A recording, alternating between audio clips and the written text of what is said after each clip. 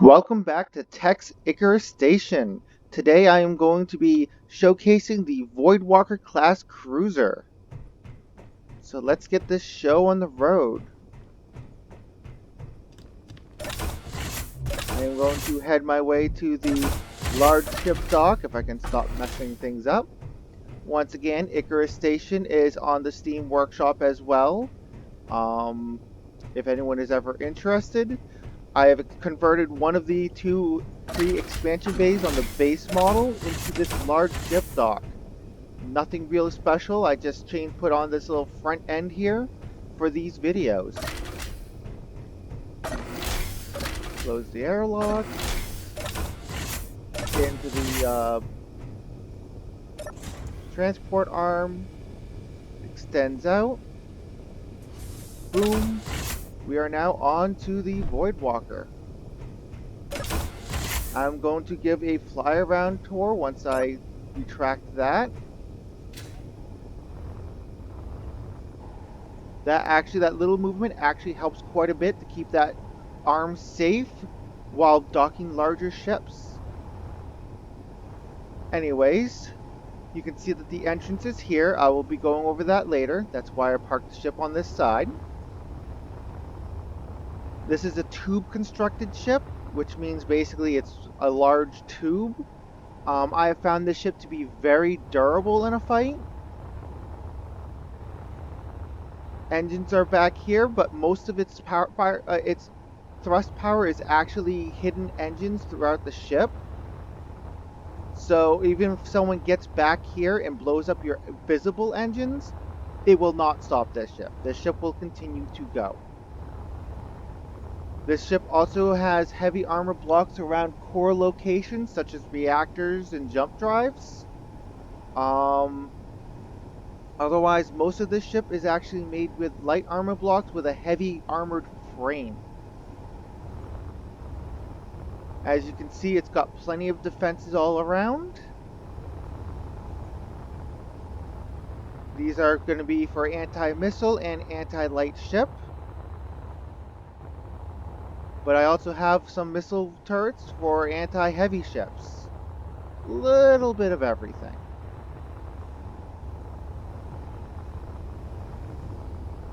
As you can most likely see. This is actually the bridge tower. You'll get an inside look of that in a little bit. But for right now, this is how it looks. It is all double pane glass. So even if the forward panes get destroyed, you still have some measure of protection before atmosphere will be vented. This is also where the sensor tower is. I'm going to turn on my HUD, and you can see right there that it says Voidwalker Class Cruiser. That is right where the antenna is.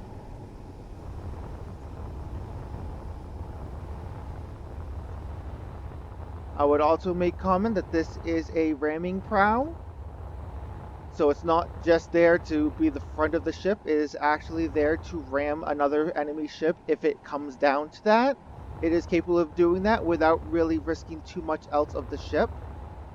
I have actually found that this ship, fighting in its preferred configuration of taking targets from the front, it has a very small profile for the size of the ship, which means that it actually doesn't take much damage, but can dish out quite a bit. From there, we do have rocket launchers. There are 5 on each side, and they are pretty well grouped. This ship is not necessarily designed for its forward directing firepower, but it is capable of doing so. I view this more as like a long-range cruiser where it would scout a territory. Probably would have a couple of escorts for additional protection, and this would be a command ship for the escorts.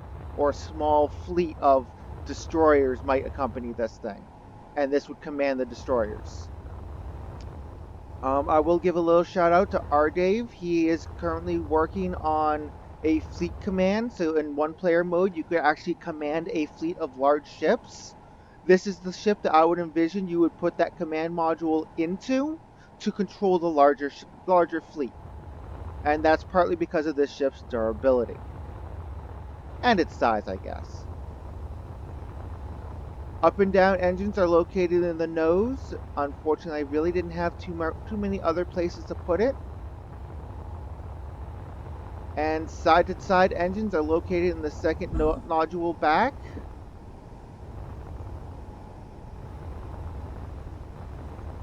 As you can see, the bridge itself has quite a bit of protection from incoming missiles and rockets.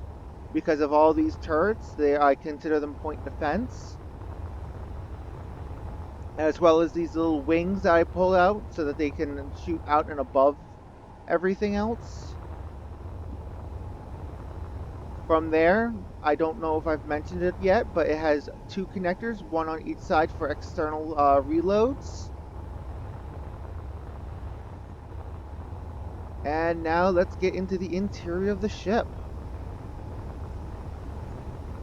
Before I get into the interior, I'm going to disengage these docking arms. The ship is now underneath its own power. Time to get into this airlock. I'm going to show the engineering room first. Engineering has not only a couple large reactors, but there are other large reactors spread throughout the ship. So even if engineering takes a direct hit and you lose these reactors, you are not going to be dead in the water. However, engineering is where all three of your jump drives are located. I believe this ship has 3 of them. There may be more actually scattered through the ship. It's been a little while since I built this ship. This is actually you consider this as either a battle bridge or a emergency command center. It can take over commands for the ship if the primary bridge ever gets destroyed. I would imagine there would probably be a crew of 3 or 4 people in this ship. But of course, it can always be controlled by one person.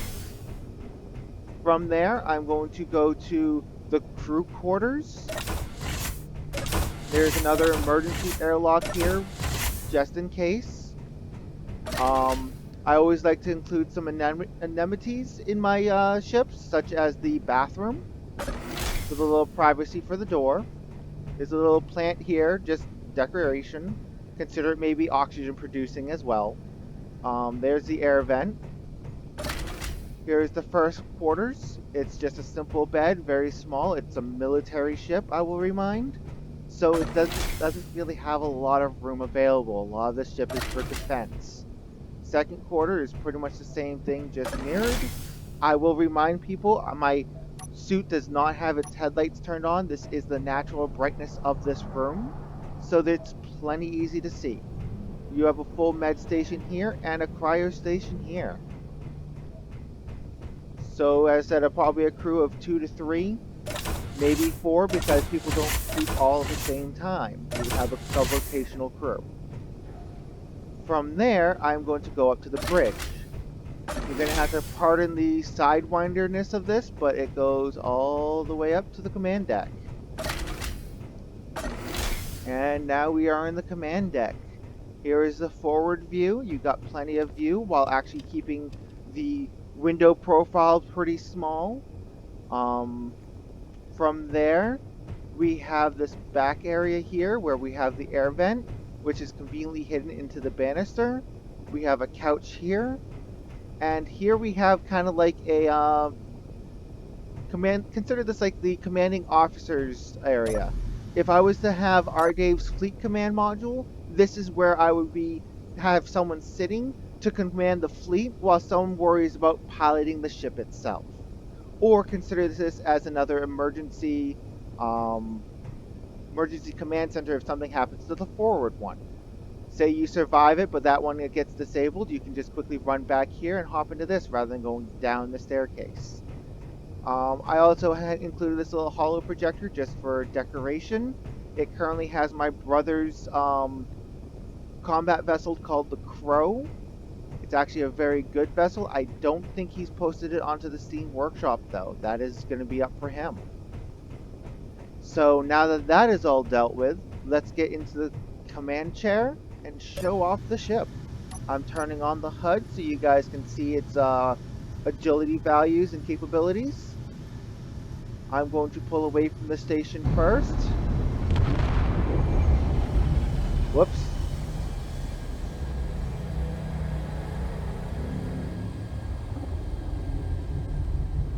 I should have pulled forwards because that was the Gatling turret on the side catching the hangar system.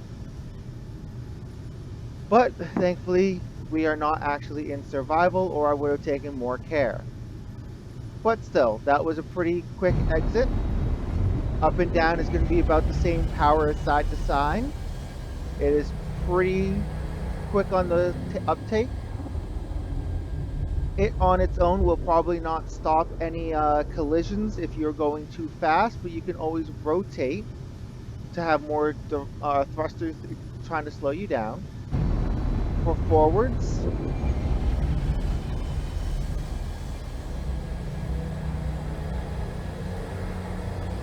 let's bring it up to 50, and then stopping power. It's a little sluggish on the stopping power, so do take caution, but it does have pretty good pick up and go. This ship only has 2 jump drives from the looks of it, so due to its mass of 11 million kilograms, it probably is going to need the 2 drives active at the same time to be able to make any significant jumps. I'm going to show its rotational speed. I will remind that this is a cruiser, not a destroyer, so its rotational speed's a little slow. But this is more of a command ship. It doesn't really need to be fast to do commands. Spinning is pretty solid. Don't ask me why the spinning is always better than rotational, but it just seems to always be that way. On here, I have it where you can click 4 and 5 to turn off individual jump drives, and you can hit 7 and 8 to actually jump forwards or not. If you have this ship docked and you want to save resources, I have it where you can just simply hit 9 and your reactors all turn off. You can turn on and off the defensive turrets or your missile ones, so if you're passing someone you don't want to shoot, you can take extra precautions against it. From there, you can be in the bridge and you have a pretty good accuracy of where your missiles are going. This ship is made more so for durability than actual combat performance. I will just remind that this is more of a long-range cruiser slash command vessel, command cruiser. For some people, this might be classified as a light cruiser, but usually you don't want to build too big in Space Engineers. Of course, that also depends upon your computer strengths. So that pretty much concludes this video. I hope you enjoyed looking at the Voidwalker Cruiser. I've worked really hard and I really like how it looks. I hope you all have a nice day and I'll see you on the next video.